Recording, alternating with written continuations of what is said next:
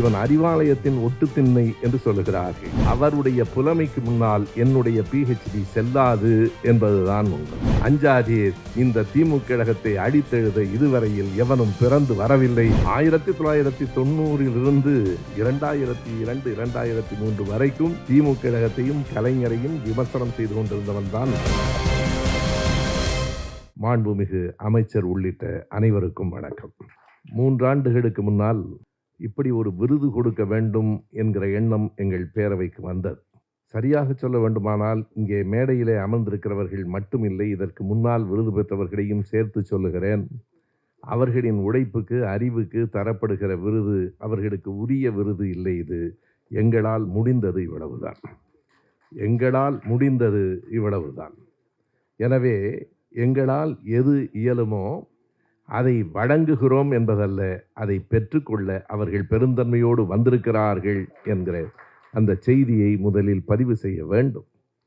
இந்த விழாவிற்கு தலைமையேற்றிருக்கிற தோழர் செல்வின் அவர்கள் சொன்னது போல இன்று காலையிலே தான் நான் சொன்னேன், தொடர்ச்சியாக ஒற்றை மனிதரின் தோளில் இந்த விழாவை ஒவ்வொரு ஆண்டும் சுமத்தி கொண்டிருப்பது எனக்கு குற்ற உணர்வாக இருக்கிறது என்று சொன்னேன். இந்த விழாவிற்காகிற மொத்த செலவையும் அவரே திரட்டுகிறார். இந்த விழாவின் வேலைகள் அனைத்தையும் அவரே முன்னின்று நடத்துகிறார். நடுவில் அமர வேண்டியவர் அவர்தான். எங்கள் பேரவையை பொறுத்தளவு ஒவ்வொரு துறையும் ஒவ்வொருவரிடம் பகிர்ந்து கொடுக்கப்படுகிறது. கருஞ்சட்டை பதிப்பகம் வேறு, திராவிட பள்ளி, திராவிடம் 100, கருஞ்சட்டை தமிழர் மின்னிதழ், திராவிட முழக்கம் என்று பல்வேறு பணிகளை செய்தாலும் எல்லாம் ஒவ்வொருவர் அல்லது ஒரு குழுவினர் பொறுப்பிலே அவை இயங்குகின்றன. ஆனால் எல்லா பெருமையும் எனக்கு வந்து சேருகிறது. அதுதான் அடிப்படையான உண்மையும் கூட. ஆகவே நான் உங்களிடத்திலே மொத்த பொறுப்பை கொடுப்பதில் ஒரு குற்ற உணர்வு இருக்கிறது என்று சொன்னபோது செல்வின் சொன்னார், இல்லை, இது பொறுப்பில்லை, இந்த பேரவை, நம் அமைப்பு என் மீது வைத்திருக்கிற நம்பிக்கையும் அங்கீகாரமும் என்று அவர் சொன்னதற்கு பிறகு அதனை ஏற்றுக்கொள்ள வேண்டிய நிலைக்கு நான் வந்து சேர்ந்தேன். விருது பெற இருக்கிற மூவர், விருது பெற இருக்கிற சமூக ஊடகவியலாளர்கள் மூவரை பற்றி மட்டும் சுருக்கமாய் சொல்லி எங்கள் நோக்கத்தை நான் கூறுவேன். வாலாஜா வல்லவன் அவர்கள் திராவிடமும் தமிழ் தேசியமும் முரண் என்று பேசிக் கொண்டிருக்கிறவர்களுக்கு மிகச் சரியாக விடை சொல்லுவதற்கு அவரை போல இனி ஒருவர் இல்லை. தமிழ் தேசியம், திராவிடம் என்பது தமிழ் தேசியத்திற்கு படிக்கல்லா தடைக்கல்லா என்று அவர் எழுதியிருக்கிற நூலில் அவர் காட்டியிருக்கிற சான்றாதாரங்கள் அனைத்தும் ஒவ்வொருவரும் ஆழ்ந்து படித்து அறிந்து கொள்ள வேண்டியவை. திராவிட இயக்கம்தான் இந்த மண்ணில் தமிழ் உணர்வை ஊட்டியது என்பது முக்காலும் உண்மை, யாராலும் மறுக்க முடியாது. தனித்தமிழ் இயக்கம் என்பது இந்த நாட்டில் தனித்தமிழை பரப்பிற்று. ஆனால் அது அறிஞர்கள் புலவர்கள் மத்தியிலே தான் இருந்தது. அதை அடித்தட்டு மக்களுக்கும் கொண்டு போன பெருமை திராவிட இயக்கத்தை தான் சாரும். அதனை மிகச் சரியாக அவர் விளக்கி இருக்கிறார். இந்த செய்திகளை பேசுவதால் எனக்கு கூட அன்பாக நம்முடைய அன்பான எதிரிகள் ஒரு பட்டம் கொடுத்திருக்கிறார்கள். இவன் அறிவாலயத்தின் ஒட்டுத்திண்ணை என்று சொல்லுகிறார்கள். ஒன்றும் குற்றமில்லை. கமலாலயத்தின் கதவுகளுக்கு பின்னால் ஒளிந்து கொண்டு திராவிடத்தை எதிர்க்கிறவர்களை விட அறிவாலயத்தின் ஒட்டுத்திண்ணையாக இருப்பதில் நான் எப்போதும் பெருமை கொள்ளுகிறேன். அந்த திராவிட இயக்கத்தின் தூணாக கருத்தியல் சார்ந்த செய்திகளை மாப்போசி அவர்களை உயர்த்தி பிடிக்கிற போது நாம் சிலம்பு செல்வரை மதிக்கிறோம். ஆனால் சிலம்பு செல்வர் எந்த அளவுக்கு சமஸ்கிருதத்துக்கு பின்புலத்திலே ஆதரவாக இருந்தார், சிலம்பு செல்வர் எந்த அளவுக்கு இந்து மதத்தை ஏற்றுக்கொண்டார் என்கிற செய்திகளை எல்லாம் சான்றுகளோடு வாலாஜா வல்லவனிடத்திலே மாப்போசி அவர்கள் நடத்திய செங்கோல் 6000 பக்கங்கள் அவரிடத்திலே இருக்கின்றன. 6000 பக்கங்களை படித்தவர் வாலாஜா வல்லவன். சரியாக சொன்னால் சிலம்பு செல்வரே அவ்வளவு படித்திருப்பாரா என்று தெரியாது. செங்கோலை வாலாஜா வல்லவன் படித்த அளவிற்கு வேறு யாரும் படித்திருக்க மாட்டார்கள். அவரை தாக்குவதற்காக அல்ல, அவரை குறைவுபடுத்துவதற்காக அல்ல. சிலம்பு செல்வரின் உரை கேட்டு மகிழ்ந்தவர்களில் நானும் ஒருவன்தான். மிகச்சிறந்த பேச்சாளர், நல்ல சிந்தனையாளர், எழுத்தாளர். ஆனாலும் அவருக்குள் இருந்த குறைகளை ஏன் சுட்டி காட்டுகிறோம் என்றால், அவர்தான் தமிழ் தேசியத்தை உயர்த்துகிறார். ஐயா பெரியார் இல்லை, திராவிட இயக்கம் இல்லை என்று சொல்லுகிறவர்களுக்கு விடை சொல்லுகிற வாலாஜா வல்லவனுக்கு இந்த விருதை வழங்கி இந்த திராவிட இயக்க தமிழர் பேரவை பெருமை கொள்கிறது. ஐயா புலவர் வெற்றியழகன் அவர்கள் பள்ளிக்கூடத்திலே படித்தவர் இல்லை, புலவர் பட்டம் எதையும் வாங்கியவர் இல்லை. ஆனால் அவருடைய புலமைக்கு முன்னால் என்னுடைய PhD செல்லாது என்பதுதான் உண்மை. தொல்காப்பியத்தை அவர் சொல்லுகிற அளவுக்கு புத்தகம் தேவையில்லை, நூல்கள் தேவையில்லை. நான் நேற்றைக்கு முன்தினம்தான் சொன்னேன், ஒரு நெருக்கடி நிலை காலத்தில் கலைஞர் அவர்களுக்கு அவர் எழுதிய ஒரு வினாவும் அதற்கு கலைஞர் தந்த விடையும் எப்படி நடந்தது. முரசொலியிலே கரிகாலன் பதில்கள் என்று தலைவர் கலைஞர் அவர்கள் எழுதி கொண்டிருந்தார். அன்றைக்கு இருந்த அந்த தணிக்கை குழு நெருக்கடி நிலை காலத்தில் கலைஞருக்கு ஒரு செய்தியை அனுப்பினார்கள். வருகிற கேள்விகளெல்லாம் உண்மையாக யாரிடமிருந்தோ வருகின்றனவா அல்லது நீங்களே அந்த கேள்விகளை எழுதுகிறீர்களோ என்று சந்தேகம் இருக்கிறது. பிறகு கலைஞர் கேள்வியும் நானே பதிலும் நானே என்று எழுதினார். அது பிறகு. எனவே கேள்வி எழுதுகிறவர்களினுடைய முகவரியை எங்களுக்கு அனுப்ப வேண்டும். அந்த கேள்விக்கு நீங்கள் தருகிற விடையையும் எங்களுக்கு அனுப்ப வேண்டும். இரண்டையும் பார்த்துவிட்டுத்தான் நாங்கள் அனுமதி தந்த பிறகுதான் வெளியிட வேண்டும் என்று சொன்ன ஒரு மிக கூடிய அக்கிரமம் அன்றைக்கு தமிழ்நாட்டில் நடந்தது. அப்போது தன் முகவரியோடு கலைஞருக்கு கேள்வியை அனுப்பி வைத்தவர் நம்முடைய ஐயா புலவர் வெற்றியழகன் அவர்கள். அதுவும் கேள்வி எப்படி தெரியுமா, இந்த தணிக்கை செய்கிறார்களே அவர்களை பற்றிய கடுமையான வரியோடு அந்த கேள்வி அமைந்தது. நாய் நக்கி கடல் வற்ற போவதில்லை, அப்படிதான் தொடங்கும்.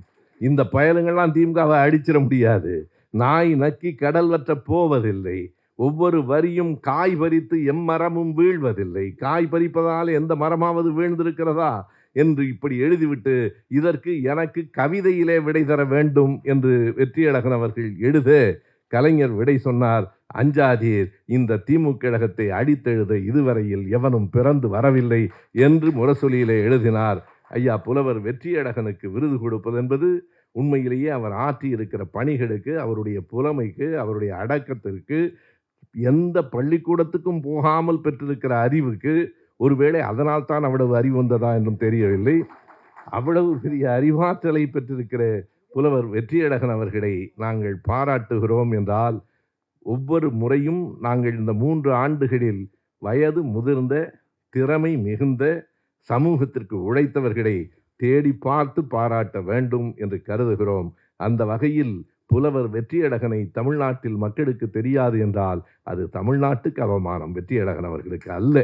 எனவே அவரை நாம் இந்த அரங்கிற்கு அழைத்தோம், வந்திருக்கிறார். அவருக்கு விருது கொடுத்து நாம் பெருமைப்படுகிறோம். தோழர் உமாபதியும் நாங்களும் ஒன்றாக இயங்கிக் கொண்டே இருக்கிறவர்கள். ஒரே ஒரு செய்தியை சொன்னால் போதுமானது. உமாபதி அவர்களுக்கு இது விருது இல்லை. 1986 ஆண்டு இந்திய எதிர்ப்பு போராட்டத்திலே கலந்து கொண்டு காவல்துறையிலே நீங்கள் பட்ட அடிக்கும் சித்திரவதைக்கும் இந்த விருது ஒரு ஒத்தடம், அவ்வளவுதான். நீங்கள் பட்ட துயரங்களுக்கெல்லாம் இது ஒரு ஒத்தடமாக அமையும். அதை தவிர பெரிய விருது ஒன்றுமில்லை. ஒரு செய்தியை நான் பல கூட்டங்களில் பதிவு செய்திருக்கிறேன், இந்த இடத்திலும் பதிவு செய்ய வேண்டும். 1990 2002 2003 வரைக்கும் திமுக கழகத்தையும் கலைஞரையும் விமர்சனம் செய்து கொண்டிருந்தவன் தான் நான்.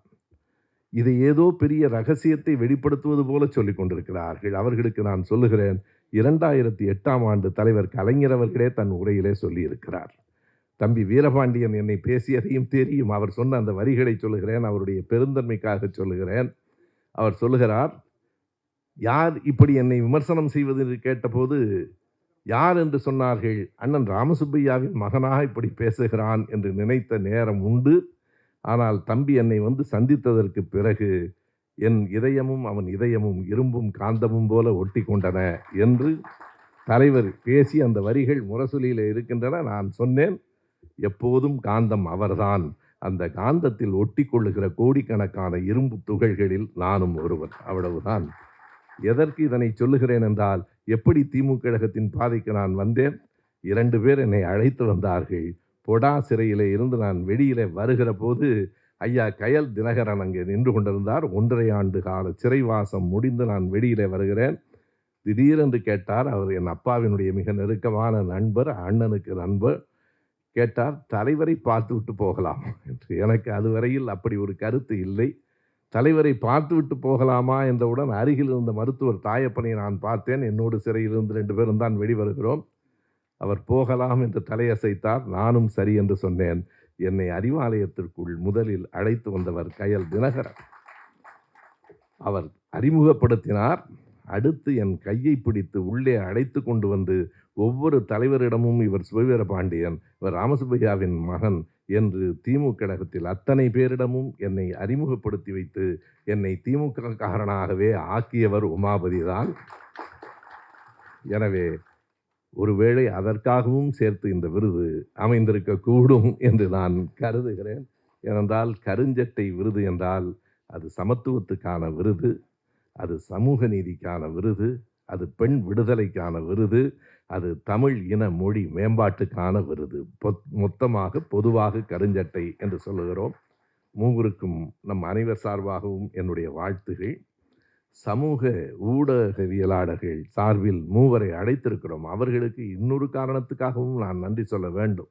எப்போதும் அந்த ஊடகவியலாளர்களுக்கான விருதினை நாங்கள் இறுதி நேரத்திலே தான் முடிவு செய்கிறோம். அடுத்த ஆண்டு செல்வின் அவர்களே, அதையும் நாம் சரி செய்து கொள்ள வேண்டும். அழைப்பிதழில் அவர்கள் பெயரும் இடம்பெறுகிற மாதிரி நாம் செய்திருக்க வேண்டும்.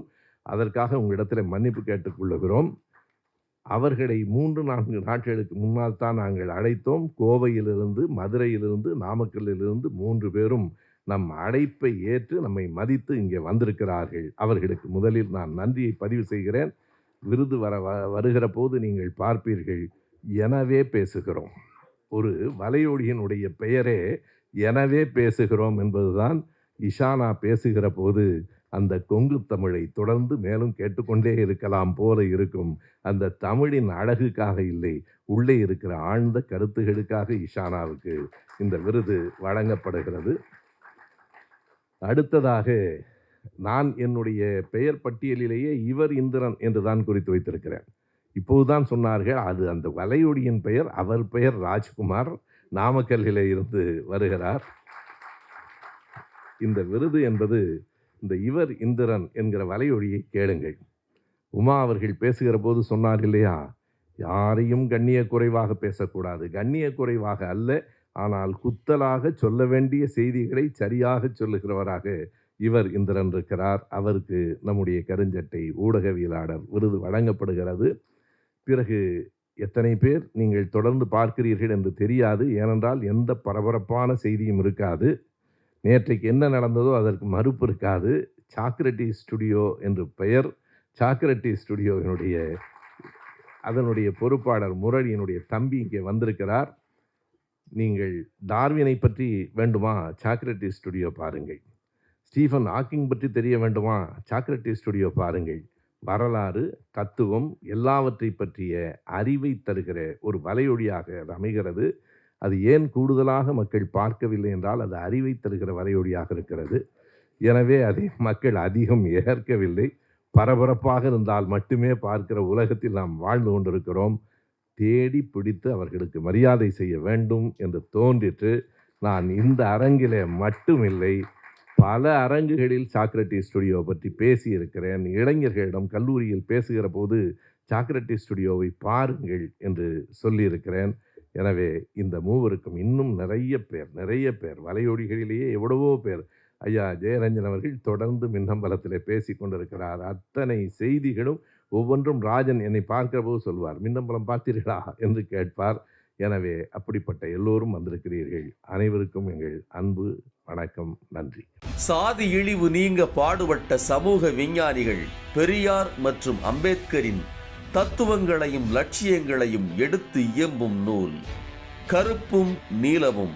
ஆசிரியர்கள் சாரதா தேவி, குண சந்திரசேகர், இக்லாஸ் ஹுசைன். விலை ரூபாய் 150 மட்டும். புத்தகம் வாங்க திரையில் தெரியும் தொலைபேசி எண்களை தொடர்பு கொள்ளுங்கள். மேலும் கருஞ்சட்டை பதிப்பகத்தின் இணையதளத்துக்கு வாருங்கள்.